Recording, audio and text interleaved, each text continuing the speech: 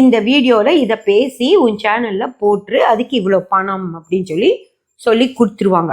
அவங்க கோயிலில் என்னென்ன இருக்குது, என்னென்ன நடக்குது, பெரிய பெரிய விஐபிஸ் வர்றாங்க, செலிப்ரிட்டிஸ் வர்றாங்க, இந்த நேரத்தில் இப்படி நடக்கும், நீங்கள்லாம் வந்தீங்கன்னா அந்த ஐஸ்வர்யம் கொட்டும், பணம் கொளிக்கும், அப்படி கடன் அடையும் அப்படின்னு சொல்லி போடுவாங்க, ஆரோக்கியம் கூடும் அப்படின்ட்டு போடுவாங்க. அந்த மாதிரி அந்த கோயிலை ப்ரமோட் பண்ணிட்டு இருந்தாங்கல்ல. இப்போ ஏதாவது வருதா பாருங்க. இப்போ அந்த கோயில் ஆரம்பித்த உடனே ஒரு 10 பேர் வீடியோ போடுறாங்க. ஆனால் இப்போ இவ்வளோ நாள் ஆச்சுல்ல, ஏதாவது வீடியோ உங்களுக்கு வருதான்னு பாருங்க. அந்த தேங்காய் சித்தை பற்றி சொல்லி ஒரு வீடியோவாவது வருதான்னு பாருங்க. ஏன் வர்றதில்லைன்னா, நிறைய மக்கள் போக ஆரம்பிச்சிட்டாங்க.